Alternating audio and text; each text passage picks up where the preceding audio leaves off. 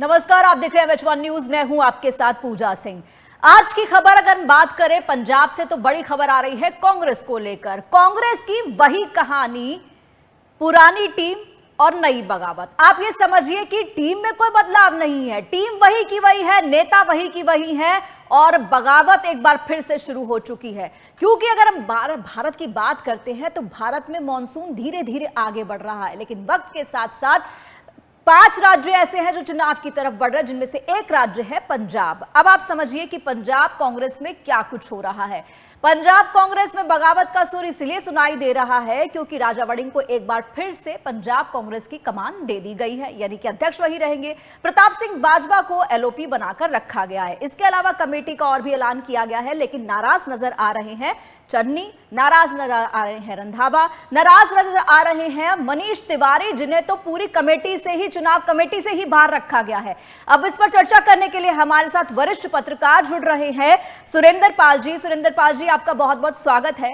अब पंजाब कांग्रेस में जो कुछ चल रहा है, आपका पॉइंट ऑफ व्यू क्या कहता है? देखिए, ये कहानी नई नहीं है। मेरे को लगता है कि पंजाब कांग्रेस जो है वो अपना इतिहास हर चुनाव में दोहराती है। ये अभी की बात नहीं है। अगर आप 1997 के बाद से चले जाओ, जब से बेअंत सिंह की हत्या हुई है, उसके बाद से कांग्रेस में हर बार काटो क्लेश और आपस में झगड़ा, एक दूसरे पे छीटाकशी चलती रही है। ये कांग्रेस हर चुनाव से पहले इनके अंदर अंदरूनी जंग जो है वो इसी बात को लेके होती है कि हमने गुटबाजी थामनी कैसे। अब 1997 में जब बेअंत सिंह की मौत हुई तो आप समझिए कि उस समय कांग्रेस की सरकार थी और पंजाब में आतंकवाद का काला दौर खत्म हो रहा था। पंजाब की आवाम जो थी शहरों की, उनका कांग्रेस के प्रति काफी रुझान था कि पंजाब में कांग्रेस ने आतंकवाद को खत्म किया और ये एक बहुत बड़ा काम किया। तो व्यापारी वर्ग, जितना शहरी वर्ग था और जो इतने छोटे कस्बे थे, सब लोग कांग्रेस के प्रति काफी आकर्षित थे। लेकिन इन बिटवीन क्या हुआ कि कांग्रेस में इतना कला हुई कि लोगों ने, उस कला के कारण कांग्रेस ने अपनी कुर्सी जो है वो अकाली दल भाजपा को गिफ्ट में कर दी। सबसे पहले जब हरचरण सिंह बड़ाल को मुख्यमंत्री बनाया गया बेअंत सिंह के बाद, तो बीबी राजेंद्र कौर भट्टल ने उनके खिलाफ बगावत छेड़ दी। गुलाम नबी आजाद तब पंजाब के प्रभारी थे और राष्ट्रीय स्तर के नेता थे, उन्होंने पूरी उसमें भूमिका निभाई और आखिरकार जो है 1-1.5 साल के अंतराल में ही हरचरण सिंह बराड़ को मुख्यमंत्री के ओहदे से हटा के बीबी राजेंद्र कौर भट्टल को पंजाब का मुख्यमंत्री बना दिया गया। और निश्चित तौर पे ये गुटबाजी में बहुत बड़ा था कि एक सीएम बदल दिया गया और कांग्रेस का यही हुआ कि आपस में इतनी गुटबाजी में उलझी कि 1997 में कांग्रेस जो है, जहां पे लोग उसको वोट डालने के लिए तैयार थे, वहां कांग्रेस एकदम से छिटक के बहुत बुरी तरह जो है हार गई और भारतीय जनता पार्टी और अकाली दल के गठबंधन की सरकार बनी जी। उसके बाद 2007 में कांग्रेस दोबारा सत्ता के निकट थी। कैप्टन अमरिंदर सिंह पंजाब का फिर मजबूत चेहरा थे और बिल्कुल ये हो रहा था कि कांग्रेस पंजाब में इतिहास दोहराने जा रही है, दूसरी बार सरकार बने। लेकिन प्रताप बाजवा, ये वो बाकी तमाम नेता जो थे, महेंद्र सिंह कीर्ति थे, शमशेर सिंह दूलो थे, इनकी एक बहुत बड़ी लॉबी थी जिन्होंने कांग्रेस में एक बड़ा गुट खड़ा किया और कैप्टन अमरिंदर सिंह की हार का सबसे बड़ा कारण था। 2012 में भी कांग्रेस के भीतर इतना क्लेश हुआ कि प्रताप बाजवा पंजाब के प्रधान थे और उनको हटा के कैप्टन को लाया गया, दोबारा फिर मुख्यमंत्री का चेहरा घोषित किया गया। फिर जो है बवाल खड़ा हुआ, कांग्रेस फिर हारी। अब देखिए 2022 तो ताजा उदाहरण है जो लोगों के जेहन में होगा, दिमाग में होगा। कांग्रेस में नवजोत सिंह सिद्धू को प्रधान लगाया गया, सुनील जाखड़ को उतारा गया और मुख्यमंत्री कैप्टन अमरिंदर सिंह को उतारा गया, चन्नी को लगाया गया। कांग्रेस की तो ये प्रैक्टिस थी कि हम शायद रिवाइव कर जाएंगे, पंजाब में हमारा वोट बैंक बढ़ जाएगा, एकदम से लोग आ जाएंगे। लेकिन नतीजा क्या हुआ? नवजोत सिंह सिद्धू ने कांग्रेस के खिलाफ जम के भड़ास निकाली कि मुझे मुख्यमंत्री का चेहरा घोषित क्यों नहीं किया। जाखड़ इस बात से नाराज हो गए कि मुझे उतार के आपने नवजोत सिंह सिद्धू को पंजाब का प्रधान बना दिया। कैप्टन अमरिंदर सिंह इसलिए नाराज हो गए कि आपने मुझे उतार के चन्नी को बना दिया। तो कांग्रेस ऐसे चक्रव्यूह में फंसी। कांग्रेस 100 दिन के कार्यकाल में चन्नी के उधर काम ही नहीं कर पाई, एक दूसरे से काटो क्लेश और एक दूसरे के जवाब देते देते कांग्रेस थक गई और कांग्रेस की बुरी तरह हार हो गई और सारा वोट बैंक जो है वो आम आदमी पार्टी को शिफ्ट हो गया। तो अब भी कांग्रेस जो है उसी मुहाने पे थी कि कांग्रेस जो है अपनी गुटबाजी पे 4.5 साल में लगाम नहीं लगा पाई। सुखजिंदर सिंह रंधावा का गुट अलग चल रहा है, वो अपना पूरा माझा में जो है पूरा झंडा फहराए हुए हैं कि कांग्रेस का प्रधान मुझे बनाना चाहिए, मैं राजस्थान का प्रभारी भी हूँ, मैं लोकसभा सांसद भी हूँ, मैं एक संतोख सिंह रंधावा जो पंजाब के प्रधान रहे उनका बेटा भी हूँ, मैं पंजाब में मंत्री भी रह चुका हूँ। उसके अलावा फिर वहां से निकले तो यहाँ पे चन्नी बोले कि नहीं, मैं तो पूर्व मुख्यमंत्री हूँ, मुझे पंजाब का प्रधान बनाओ, मुझे सीएम का चेहरा अनाउंस करो। दिक्कत खड़ी हो गई। फिर ये आया कि भाजपा और आम आदमी पार्टी शहरों में जिस ढंग से आपस में वोट को अपनी तरफ खींच रहे हैं, तो कांग्रेस का भी ये शहरी वोट बैंक तो कांग्रेस का सबसे बड़ा आधार है, क्योंकि आज भी लोग इस बात को मानते हैं कि पंजाब में अमन शांति के लिए कांग्रेस ने बहुत बड़ी भूमिका अदा की है। अब उसमें भाजपा भी आ गई, आम आदमी पार्टी भी लगातार देखा शहरों में आम आदमी पार्टी शिव महिमा करा रही है। हंसराज जो है उनके वो पूरे प्रोग्राम करवाए जा रहे हैं, परशुराम जयंती पे करवाए गए हैं। तो इससे कांग्रेस को क्या फायदा लेना था? कांग्रेस ने फिर वो काटो क्लेश में पड़ गई। अपना हिंदू प्रधान विजय सिंगला को लगाया जाएगा, उसको नहीं लगाया गया। चन्नी को लगाया जाएगा, दलितों को अलग से नाराज कर दिया।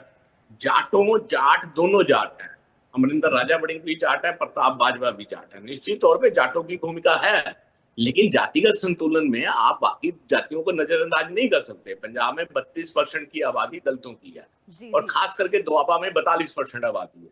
और आज चन्नी उसी आबादी के आइकॉन है, जिन्होंने एक बहुत बड़ी लोकसभा सीट जालंधर लोकसभा रिकॉर्ड तोड़ मतों से जीती। सो मेरे कहने का मकसद है कि कांग्रेस फिर उलझ के रह गई है और फिर वही जो है पुराना काटो क्लेश शुरू हो गया। मनीष तिवारी ने अलग झंडा उठा लिया।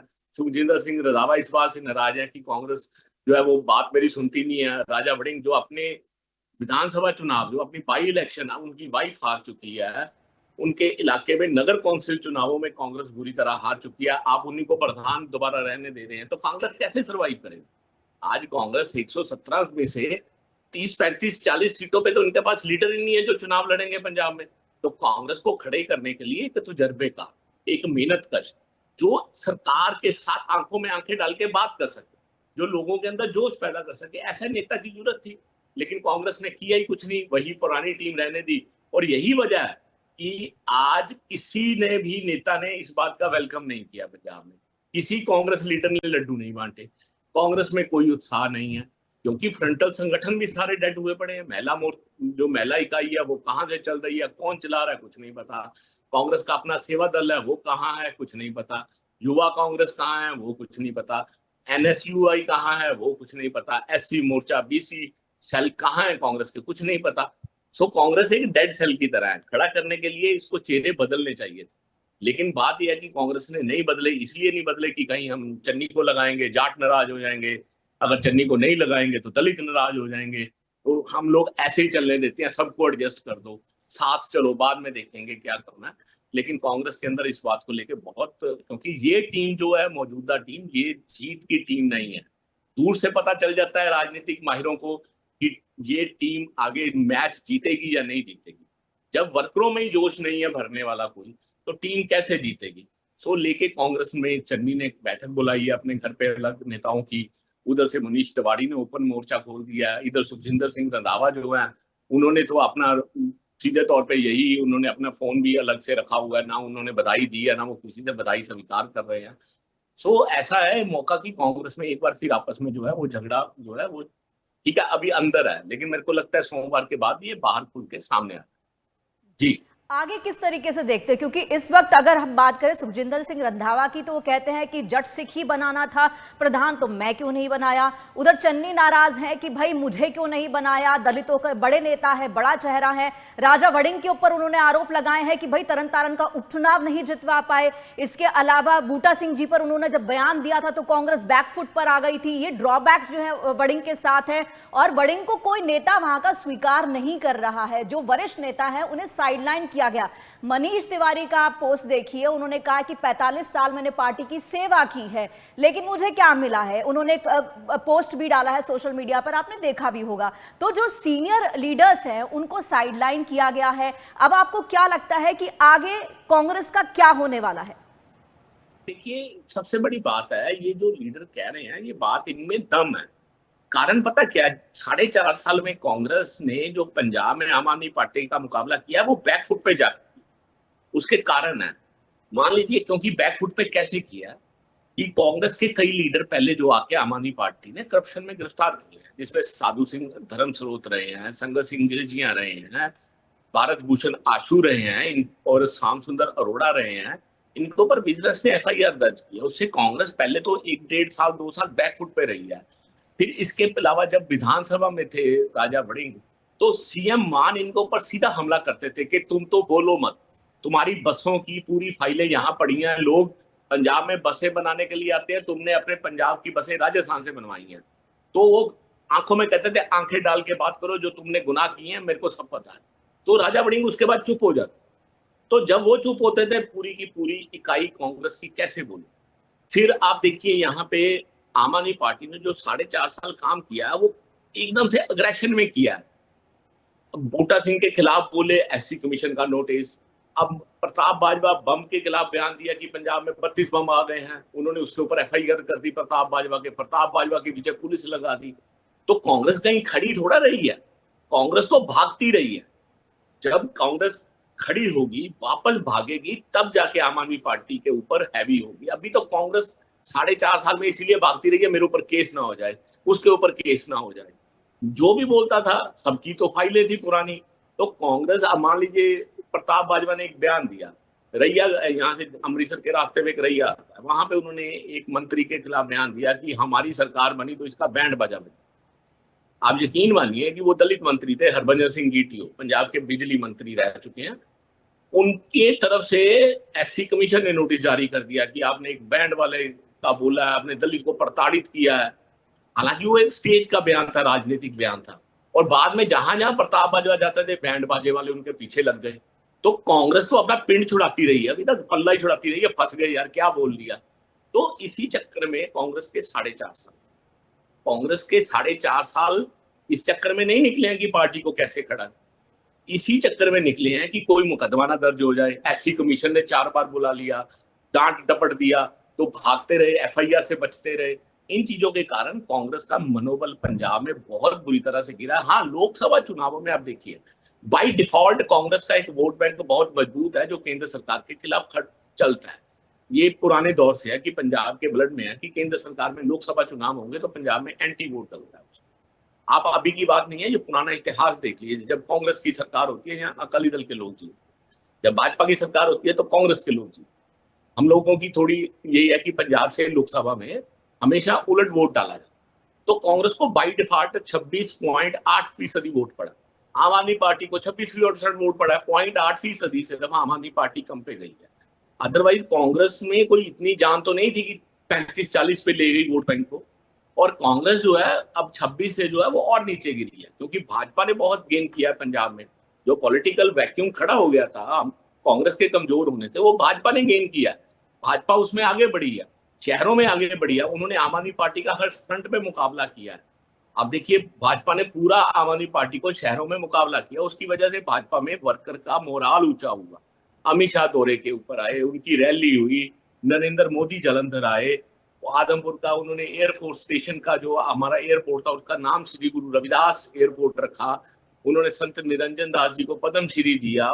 पहली बार कोई प्रधानमंत्री एक रविदासिया समाज के डेरा बल्ला में नतमस्तक हुए। तो भाजपा ने अपना काम पूरा किया है, इसी वजह से उनका vote bank, vote share Punjab में बढ़ गया। लेकिन अब कांग्रेस जो है लोकसभा से बहुत कमजोर स्थिति में है। तो निश्चित तौर पर अगर उस स्थिति से निकलना है कांग्रेस को, तो नए चेहरे, नई जान फूंकने के लिए लाने ही पड़ेंगे। और ऐसे में इन पुराने चेहरों में जिनको जनता नकार चुकी है, अब उनके नगर कौंसिल चुनाव, अब मान लीजिए प्रताप बाजवा है, वो विधानसभा में विपक्ष के नेता हैं। अभी उनके जो जहां से वो विधानसभा चुनाव लड़ते हैं, वहां से कांग्रेस बुरी तरह हारी है नगर कौंसिल के चुनावों में। अमरिंदर राजा वड़िंग जो गिद्दड़बाहा से चुनाव लड़ते हैं, वहां नगर कौंसिल में चुनावों में कांग्रेस बुरी तरह हारी है। तो कैसे ये कांग्रेस की नैया पार लगा पाएंगे 4.5 सालों में? इन लोग कांग्रेस में खड़ा नहीं करते। तो इसलिए हमेशा ये होता है कि नए चेहरों की जरूरत होती है, ताकि एक नए चेहरों को आगे लाके पार्टी में जो पुरानी नाराजगी है उनको दूर किया जा सके। लेकिन कांग्रेस यहाँ पे इतनी बुरी तरह से उलझी हुई है कि अगर चन्नी को आगे लाते हैं तो जाट नाराज होते हैं, अगर जाट को ही रखते हैं तो चन्नी नाराज होता है, दलित नाराज होते हैं। कांग्रेस ने अपना जो जाल बिछाया था 2022 में, वो अभी तक वैसा ही है और उसमें कांग्रेस बुरी तरह घिरी हुई। जी, अब थोड़ा ये भी समझना चाहूंगी आपसे कि जो हम कांग्रेस की बात कर रहे हैं, आप कह रहे हैं कि कांग्रेस अपना ये जो टाइम निकाल रही थी वो इसलिए निकाल रही थी कि भाई कहीं कोई केस ना हो जाए। यानी कि आप सीधे से कह रहे हैं कि कांग्रेस सेल्फ गोल करने में माहिर है, अब सेल्फ गोल कहीं हो ना जाए इसको बचाती आई है। लेकिन एक टीम वर्क बहुत जरूरी होता है, जो टीम वर्क यहां दिख नहीं रहा। अगर जिस तरीके से अभी के सिनेरियो की बात कर रहे हैं, मुझे लगता है कि राजा वड़िंग को जो प्रधान बनाया गया है वो इसीलिए बनाया गया है कि जो चन्नी के समय में हुआ था, जब चन्नी को सीएम बनाया गया था तो नवजोत सिंह सिद्धू का तो दिल टूट गया था, वो घर बैठ गए थे। और कहीं इस तरह का सिनेरियो आने वाले चुनावों में ना हो जाए, राजा वड़िंग जो है बगावत ना कर दे। लेकिन बगावत कांग्रेस में ना हो ये तो हो ही नहीं सकता, क्योंकि चन्नी की बात करें तो उन्होंने भी जो है अपने समर्थकों की मीटिंग बुला ली है। उस मीटिंग का क्या मतलब हो सकता है, थोड़ा ये आपसे समझना चाहूंगी। देखिए, एक बात तो तय है कि चन्नी मजबूत है। चन्नी क्यों मजबूत है, उसके दो तीन कारण हैं। कि एक तो चन्नी ने लोक पंजाब के मुख्यमंत्री रहे हैं, और दूसरा वो दलितों के एक आइकन है। पंजाब में 32% आबादी दलितों की है, खास करके दुआबा जो है वो चन्नी का फैन। यहाँ पे रविदासिया समाज की बहुसंख्यक वोट, और चन्नी उसी समाज को लीड करते। तो ऐसे में दलितों का पहली बार पंजाब में मुख्यमंत्री बना, तो दलितों में उत्साह उस बात का हुआ रविदासिया समाज। इसीलिए जब 2022 के चुनाव हुए तो रविदासिया समाज की जहां जहां बहुसंख्यक वोट थी, वहां वहां से कांग्रेस दम के साथ बहुत अच्छे ढंग से जीती। मान लीजिए एक फिलौर हल्का है, वहां पे कम से कम नहीं तो 60% रविदासिया समाज, वहां से कांग्रेस ने बड़ी धमाकेदार जीत हासिल की। हालांकि कभी वो सीट आसान नहीं होता कांग्रेस के लिए। आदमपुर सीट है, वहां पे रविदासिया समाज का बहुसंख्यक वोट है। तो चन्नी का अपना इम्पैक्ट है रविदासिया समाज। लोकसभा सीट जो जलंधर से उनको दी गई, आप यकीन मानिए वो दूसरे बड़े ऐसे नेता थे, अमृतपाल, जो भाई अमृतपाल डिब्रूगढ़ जेल में बंद है, वो सबसे अधिक लीड से जीते। दूसरे नंबर पे चन्नी थे, जिनको सबसे ज्यादा लीड पंजाब क्यों मिली, क्योंकि यहाँ पे 42% आबादी रविदासिया समाज और दलितों, और उन्होंने चन्नी के पक्ष में खुल के मतदान किया, चन्नी को बम्पर वोटिंग से जिताया। हालांकि चन्नी ने ज्यादा मेहनत नहीं की उन चुनावों, बम्पर वोटिंग के साथ। और अब वो चन्नी का चेहरा जो है वड़िंग के चेहरा के साथ जब हम मैच करते हैं, तो उसमें राजा वड़िंग कमजोर होते हैं। राजा वड़िंग कितनी वोटों से जीते हैं? 20,000 वोटों से जीते हैं लुधियाना से। कोई ज्यादा वोट तो नहीं जीता। पंजाब प्रदेश कांग्रेस का प्रधान हो और 20,000 वोटों से जीते। उसके बाद उपचुनाव हुए गिदड़वा, जहां से राजा वड़िंग जो है उन्होंने रिजाइन किया, क्योंकि वो लोकसभा में चले गए थे। जब वहां पे उपचुनाव हुए तो उनकी धर्मपत्नी ने चुनाव लड़े, अमृता राजा वड़िंग हार गई चुनाव। पंजाब प्रदेश कांग्रेस का प्रधान की धर्मपत्नी हार जाए, उसी सीट से हारे जहां से वो 2022 से जीती हुई सीट थी। तो आप इसके मायने समझिए। और इसके अलावा और भी कई कारण है कि राजा वड़िंग जो है पंजाब गुटबाजी में कांग्रेस को खत्म नहीं कर पाए। हालांकि अगर वो गुटबाजी को खत्म करने में सफल हो जाते तो पंजाब के दमदार लीडर, लेकिन उनके दौर में गुटबाजी जैसे कि तैसे रही। गुटबाजी कैसे रही? वो चन्नी के खेमे को हमेशा नजरअंदाज करते रहे, वो सुखजिंदर सिंह रंधावा को नजरअंदाज करते रहे, वो राणा गुरजीत को नजरअंदाज करते रहे, और जो विरोधी थे इन नेताओं के, उनको पूरी थाप छा देते रहे, उनको जफ्तियां डालते रहे। मान लीजिए राणा गुरजीत और सुखपाल खैरा की आपस में नहीं बनती, तो राजा वड़िंग हमेशा सुखपाल खैरा की पीठ थपथपाते रहे। तो राणा गुरजीत कैसे सहन करेंगे कि मेरा एक सियासी दुश्मन है और अमरिंदर राजा वड़िंग पंजाब प्रदेश कांग्रेस का प्रधान उसको शाबाशी दे रहा है। तो ऐसी कई मामले हैं कि राजा वड़िंग में वो अभी परिपक्व नेता नहीं है जिसमें मैच्योरिटी लेवल हो, क्योंकि अभी वो युवा हैं, युवा इकाई के प्रधान रहे हैं। उनको एक परिपक्व, जो मान लीजिए सुखविंदर सिंह रंधावा है, वो परिपक्व है, वो इतनी उम्र हो चुकी है, खानदान में सियासत उनको मिली है, उनके फादर जो है वो पंजाब प्रदेश कांग्रेस के प्रधान रहे हैं, राजस्थान के वो प्रभारी हैं। तो अब ऐसे लीडर में थोड़ी सहनशीलता भी होती है, उसको ये भी होता है कि मैंने तमाम गुटों को कैसे साथ लेके चलना है, मैंने इनके साथ अपने गिले शिकवे दूर करूं, हम एक टीम बनाते हैं, पंजाब में खड़े करते हैं, मुद्दों के ऊपर लड़ते हैं। लेकिन ये मुद्दों के ऊपर बोले ही नहीं है राजा वड़िंग, तो इसलिए वो हम उसके नीचे में तमाम कांग्रेसी काम करने के लिए तैयार नहीं है पंजाब जी। ये बात तय है।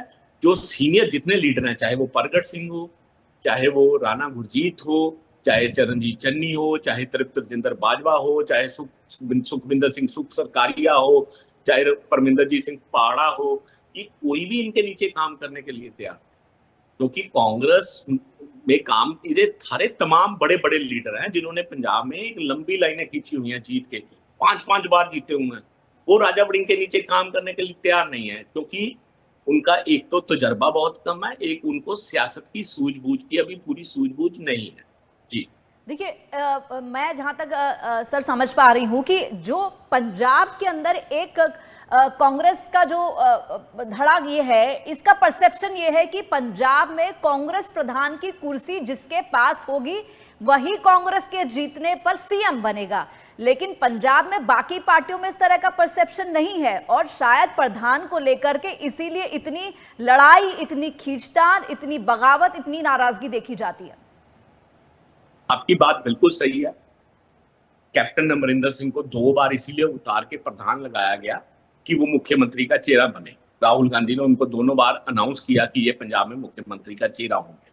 2017 में भी उनको मुख्यमंत्री का चेहरा घोषित किया गया। 2022 में चरणजीत चन्नी को मुख्यमंत्री का चेहरा घोषित किया गया। लेकिन बात आपकी बिल्कुल सही है, इसीलिए कांग्रेस का प्रधान जो है ना तो अमरिंदर राजा वड़िंग उतरने के लिए तैयार है। उन्होंने भी पूरा हाईकमान को आंखें इस बात में दिखाई हैं कि आप मेरे को उतार कैसे सकते हो, मैंने 4.5 साल काम किया, मैं ये होगा वो होगा, तमाम तरह की चीजें हैं। और उन्होंने अपने फैक्ट्स भी रखे हैं कि आप उतार के अगर चरणजीत चन्नी को बनाओगे तो पंजाब में जाट नाराज हो जाएंगे। जाटों का वोट भी एक बहुत बड़ा वोट शेयर है, गांवों में कांग्रेस का जाटों का वोट है वो शिफ्ट हो जाएगा। आगे कैप्टन अमरिंदर सिंह जाट महासभा के राष्ट्रीय प्रधान है, वो जा चुके हैं, तो जाटों का वोट कैसे संभलेगा। उन्होंने अपनी तरह से अलग तरह कर दी है हाईकमान के। अब बात यह है कि प्रधान की कुर्सी के लिए सब तरस रहे थे। यहाँ तक ये प्रगट सिंह जो है वो पद्मश्री हैं, भारतीय हॉकी के कप्तान रहे हैं, 3री बार के विधायक हैं, उत्तराखंड में प्रभारी हैं, J&K में प्रभारी हैं। अब उनको उम्मीद थी कि मेरे को प्रधान लगा देंगे पंजाब का, मैं जाट सिख हूँ, लेकिन नहीं लगाया गया। सुखजिंदर सिंह रंधावा को उम्मीद थी, बहुत लीडर हैं जिन लोगों को उम्मीदें थी, लेकिन राणा गुरजीत को उम्मीद थी पूरी मुझे लगा देंगे। सांसद रह चुके हैं, गुजराल के बेटे को, प्रधानमंत्री के बेटे को हराया हुआ है उन्होंने, पंजाब के मंत्री रह चुके हैं। सो इसलिए ये सारी चीजें तमाम जो बड़े बड़े लीडर हैं वो बनने के लिए चाहवान थे, लेकिन कांग्रेस ने किसी की नहीं सुनी। कांग्रेस ने एक अपना की ठीक है पहले चुनाव जीतो फिर देखते हैं, लेकिन इस टीम के नीचे जैसा मैंने आगे बताया काम करने के लिए दिग्गज लीडर तैयार ही नहीं है, वो खड़े होने के लिए तैयार नहीं है। आप यकीन मानिए लुधियाना में उपचुनाव, और वहां का जो उपचुनाव लड़ रहा है कैंडिडेट, उसका नाम है भारत भूषण आशु। उसका कहना था अगर मेरे इलाके में पीपीसी का प्रेसिडेंट अमरिंदर राजा वड़िंग आएगा तो मैं हार जाऊंगा, इसको मेरे इलाके में ना भेजा जाए। उसने हाईकमान को पत्र लिखा, हाईकमान को पत्र लिखा कि मेरे इलाके में मेरे इलाके का सांसद नहीं आना चाहिए अमरिंदर राजा वड़िंग, ये अगर आते हैं तो मेरा नुकसान होगा। तो इसलिए ये आप समझ लीजिए कभी ऐसा हुआ है कि एक उम्मीदवार हाईकमान को पत्र लिखे कि मुझे मेरा लोकसभा मेंबर नहीं चाहिए, मुझे मेरा प्रदेश कांग्रेस का प्रधान नहीं चाहिए, इनको दूर रखिए मेरे उपचुनाव से। कभी ऐसा हुआ है? तो उसके बाद भी राजा वड़िंग को अगर पंजाब में कांग्रेस प्रधान के रूप में लेके चलती है तो कांग्रेस कैसे खड़ी होगी पंजाब में, मेरे को ये समझ। जी जी, आपसे ये भी जानना चाहूंगी, जिस तरीके से आपने पंजाब की पूरी पॉलिटिक्स को बहुत करीब से देखा है, अब जिस तरह की बगावत है, ये तो जाहिर सी बात है कि पंजाब में कांग्रेस के लोगों को, पंजाब में कांग्रेस के लीडर्स को किसी ऑपोजिशन की जरूरत नहीं है, ये आपस में एक दूसरे को हरा के ही मानेंगे। आप कैसे देखते हैं, जब प्रधानी की घोषणा हुई है, चुनावी पार्टी की घोषणा हुई है, उसके बाद नाराजगियां शुरू हो गई हैं, उसके बाद मीटिंग शुरू हो गई हैं, अभी तो चुनाव में कुछ महीने बाकी है, कहां तक जाएगी कांग्रेस? देखिए ये मीटिंग अभी की नहीं, ये मीटिंग पहले से चल रही है। पहली बात तो ये है कि मीटिंग पहले से चल रही है, इनके गुट पहले से बने हुए हैं, पहले से चल रहे हैं। और सबसे बड़ी बात है कि जो पंजाब के प्रभारी हैं, आप समझिए भूपेश बघेल जो पूर्व मुख्यमंत्री हैं छत्तीसगढ़ के, उनको पंजाब का प्रभारी बना। आपको एक मजेदार किस्सा सुनाता हूँ, छोटा सा है, समय ज्यादा नहीं। हाल ही में चंडीगढ़ में एक बैठक भूपेश बघेल ने ली जिसमें कांग्रेस के तमाम विधायक, पूर्व सांसद और सांसद, तो कुछ जिला प्रधान भी बैठे थे। तो उसमें एक विधायक ने बात रखी कि कांग्रेस के लिए क्या करना है। तो भूपेश बघेल ने पूछा आप कौन हो? कहता जी मैं विधायक हूँ। कहते मैं नहीं जानता हूँ। आप समझ सकते हैं पंजाब का प्रभारी हूँ और पंजाब में सिर्फ 18-20 कांग्रेस के विधायक हैं, तो उसको पता ही नहीं है ये कांग्रेस का विधायक है, तो आप कैसे कांग्रेस को जिंदा देखना चाहिए। भूपेश बघेल कभी पंजाब में नहीं गए, कभी चंडीगढ़ का रास्ता उन्होंने आगे क्रॉस नहीं किया है। मीटिंग चंडीगढ़ बुलाएंगे या दिल्ली बुलाएंगे, वो तो पंजाब आते ही नहीं, तो कांग्रेस जिंदा कैसे हो? एक पंजाब का प्रभारी जो 1.5 साल से है, उसको यही नहीं पता मैं किसी विधायक से बात कर रहा हूँ, और वो कहना पड़ा उस विधायक को, सर मैं दूसरी बार का विधायक हूँ, मेरा नाम अवतार, जूनियर अवतार हेनरी है, मेरे पिता 3 बार विधायक रह चुके हैं, पंजाब के मंत्री रह चुके हैं, मैं बाबा हेनरी हूँ जालंधर नॉर्थ से। तो आप बताइए कि 1 साल बाद भी पंजाब के प्रभारी को, एक विधायक को अपनी इंट्रोडक्शन देनी पड़े, तो उस कांग्रेस से क्या उम्मीद? इससे साफ है कि कांग्रेस यहाँ पे इंटरेस्ट नहीं ले रही है, क्योंकि इतनी बुरी तरह से गुटबाजी में उलझी हुई है। पंजाब के प्रभारी पंजाब में आने के लिए तैयार नहीं है, तो कांग्रेस कौन संभाले? तो ये सारी चीजें जो हैं वो कांग्रेस की किरकिरी करती है। कांग्रेस से विश्वास उठता है लोगों का विश्वास उठता है कि ये आपस में झगड़ा करते हैं, ये आपस में एक दूसरे की टांगे खींचते हैं, तो इन पे क्या विश्वास किया है? तो कांग्रेस, आपकी बात बिल्कुल सही है कि कांग्रेस की हार का कारण बनती है। यहाँ इनको विरोधियों की जरूरत ही नहीं होती, एक दूसरे को हराने के लिए कांग्रेस ही खड़ी हो जाती है। आप देखिए 2012 में कांग्रेस के आजाद उम्मीदवार 18-19 खड़े हुए, तो कैप्टन अमरिंदर सिंह ने एक को भी नहीं जाके बनाया, वो हार का कारण बने कांग्रेस की। तो कैप्टन अमरिंदर सिंह सारा 11-12 सीटों से जो है वो पिछड़ गया, तो सरकार नहीं बन पाई। अगर वो 18 लोगों को बैठा लेते, उनको मैनेज कर लेते, तो कांग्रेस जीत जाती, सरकार बन जाती। लेकिन यहाँ कांग्रेस को हराने का काम करती है। आपकी बात बिल्कुल सही है, और ऐसी उदाहरणें, तमाम उदाहरणें, अब भी यही हाल हो रहा है।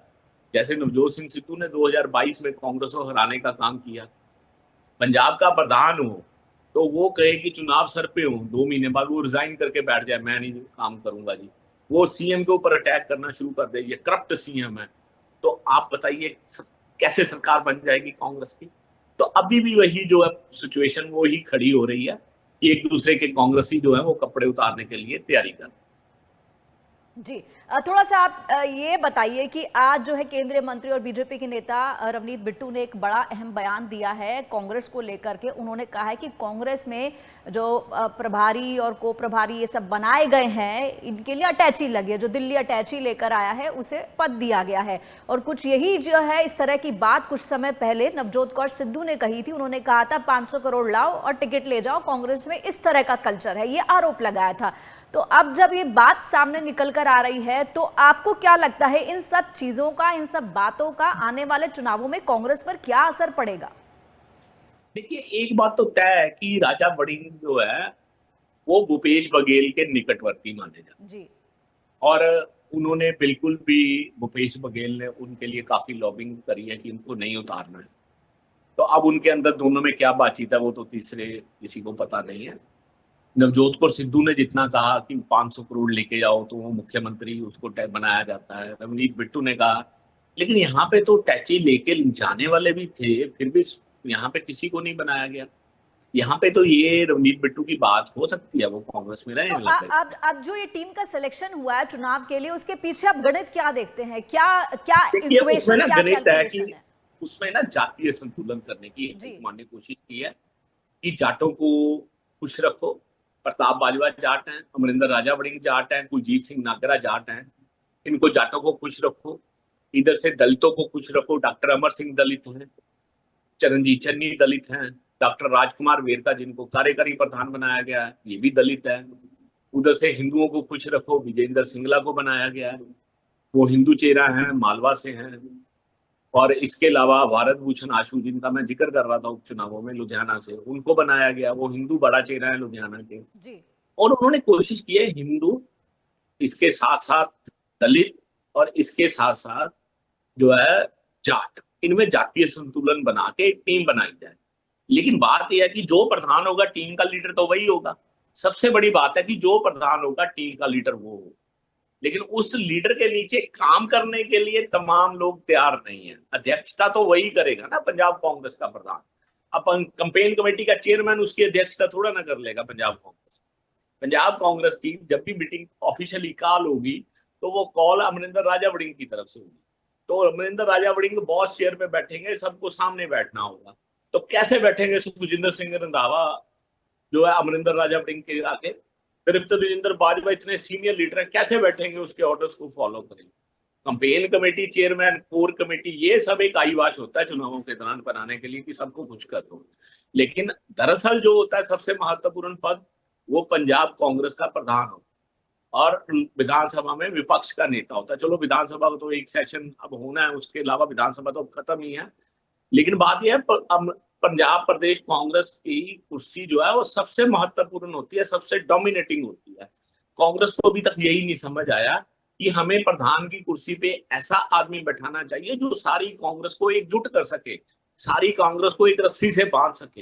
ये तो खुद को नहीं बांध पाएंगे, एक आदमी को भी साथ, एक लीडर को साथ नहीं बांध पाएंगे तो कांग्रेस कैसे चलेगी आगे? ना इनके अधीन कोई काम करने के लिए तैयार है। सो इन तरह समान चीजें हैं जो कांग्रेस के लिए मुसीबत है आगे, और कांग्रेस इन मुसीबत कांग्रेस ने खुद अपने लिए खड़ी की है। जी, सबसे बड़ी मुसीबत कांग्रेस के लिए किसे देखते हैं? क्योंकि इस वक्त मनीष तिवारी भी नाराज हैं, चन्नी भी नाराज हैं, सब नाराज दिख रहे हैं। सबसे बड़ी प्रॉब्लमेटिक चीज क्या हो सकती है? कौन प्रॉब्लम क्रिएट कर सकता है? ये दो नाम जो लिए हैं ये सबसे बड़ी मुसीबत कांग्रेस के लिए बनी। देखिए, मनीष तिवारी एक हिंदू चेहरा है और भाजपा ऐसे चेहरों के जरिए एक जरूर पैदा करती है कि हिंदुओं की अनदेखी की है। और आपको याद होगा जब जाखड़ को 2022 में मुख्यमंत्री बनाने की बात चली थी कैप्टन अमरिंदर सिंह की जगह पे, तो अंबिका सोनी ने चरणजीत चन्नी को मुख्यमंत्री बना दिया। तो जाखड़ का स्टेटमेंट ये था कि मैं हिंदू, मुझे इसलिए नहीं बनाया, मैं हिंदू था। और उसके बाद जो है वो कांग्रेस को उसकी नाराजगी झेली, हिंदुओं का वोट बैंक होना पड़ा। मनीष तिवारी एक हिंदू, चंडीगढ़ से सांसद, पंजाब से भी सांसद वो रह चुके हैं, उनका आधार भी है, पंजाब में उनकी टीम भी है।